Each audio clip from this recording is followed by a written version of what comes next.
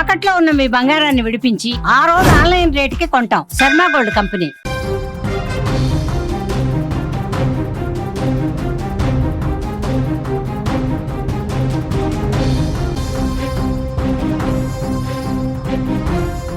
భారీ వరదలు పాకిస్తాన్ని అతలాకుతలం చేస్తున్నాయి. గత వారం రోజుల నుంచి కురుస్తున్న వానలు పాకిస్తాన్కి కంటి మీద కునుకు లేకుండా చేస్తున్నాయి. దీంతో పాక్ రాజధాని అయిన ఇస్లామాబాద్ అంతా కూడా నీళ్లలో మునిగిపోయింది.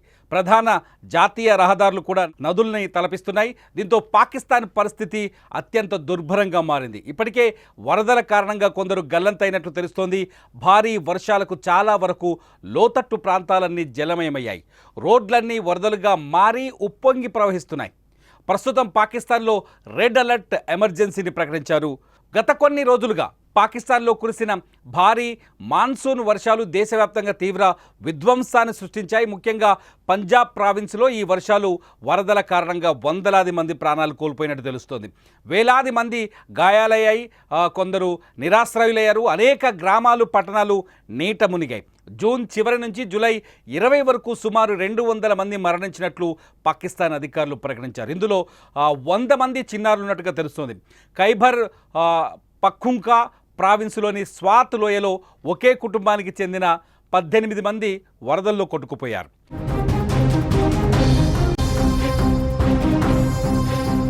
వీరిలో 7గురి మృతదేహాలు మాత్రమే ఇప్పటివరకు దొరికాయి. సహాయక చర్యలు ముమ్మరంగా కొనసాగుతున్నాయి.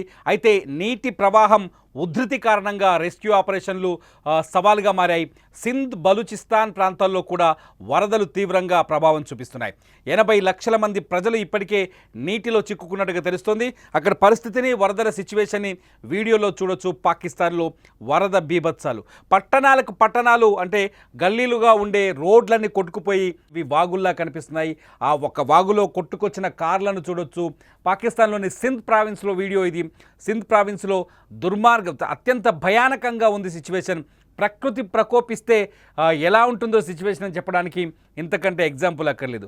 చాలా చోట్ల ఇప్పటికీ వరద బీభత్సం కొనసాగుతుంది. చాలా చోట్ల వర్షాలు బీభత్సంగా కనిపిస్తున్నాయి. కొన్ని చోట్ల వరదల్లో కార్లు ఇంకా కొట్టుకొస్తున్న సిచ్యువేషన్ కనిపిస్తుంది. చాలా చోట్ల బ్రిడ్జిలు తెగిపోయినట్టుగా తెలుస్తుంది. వరద దాదాపు 200 మంది, ఇప్పటివరకు 200 మంది చనిపోయినట్టుగా తెలుస్తుంది. వేలాది మంది అంటే దాదాపు 80 లక్షల మంది ఈ వర్ష ప్రభావానికి గురైనట్టుగా తెలుస్తుంది.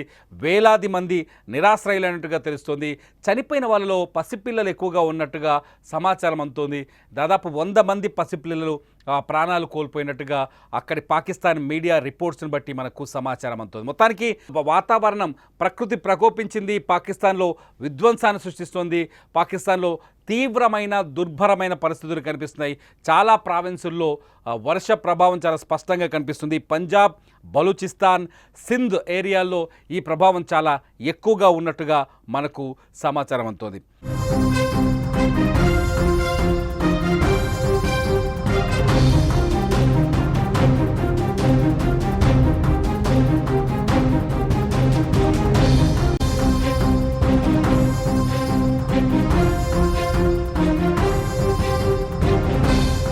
పాకిస్తాన్ వర్ష బీభత్సానికి సంబంధించిన అప్డేట్ సమాచారం కోసం సుమన్ టీవీ చూస్తూనే ఉండండి. సుమన్ టీవీ డిజిటల్ లైవ్లో ఎప్పటికప్పుడు వెదర్ రిపోర్ట్స్, పాకిస్తాన్తో పాటు భారత్కు కూడా మరో తుఫాను ముప్పు ఉన్నట్టుగా మనకు సమాచారం అందుతుంది. తుఫాను ముప్పుకు సంబంధించిన పూర్తి సమాచారాన్ని మీరు సుమన్ టీవీ లైవ్లో చూడొచ్చు. దానికంటే ముందు ఎక్కడైతే 100 శవాలు, ధర్మస్థలిలో 100 శవాలు ఉన్నాయి, ఆ 100 శవాల్ని పాతిపెట్టాను నేనే అంటూ ఒక పారిశుద్ధ్య కార్మికుడు జూన్ 3వ తేదీన పోలీసులకు ఫిర్యాదు చేశారు. ఇప్పుడు దేశవ్యాప్తంగా సంచలనం సృష్టిస్తున్న ఈ 100 శవాల కథ వెనుకున్న అసలు రహస్యాలు ఏంటని తేల్చే పనిలో సుమన్ టీవీ అక్కడ గ్రౌండ్ రిపోర్ట్ చేసింది.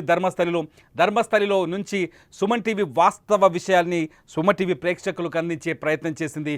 సాయంత్రం 7 గంటలకు ధర్మస్థలి నుంచి ఈ 100 శవాల కథల వెనుక ఉన్న అసలు వాస్తవాలేంటని వివరించే ప్రయత్నం చేస్తుంది. ఆ గ్రౌండ్ రిపోర్ట్ని మీరు చూడాలంటే ఈరోజు సాయంత్రం 7 గంటలకు సుమన్ టీవీ డిజిటల్ లైవ్ని ట్యూన్ చేసి పెట్టుకోండి. సుమన్ టీవీ డిజిటల్ లైవ్లో ఈ పూర్తి వివరాలను మీరు చూడబోతున్నారు. ధర్మస్థలిలో 100 శవాల రహస్యాల 100 శవాల వెనుకున్న అసలు రహస్యం ఏంటి? ఈరోజు సాయంత్రం 7 గంటలకు మీ సుమన్ టీవీ డిజిటల్ లైవ్లో.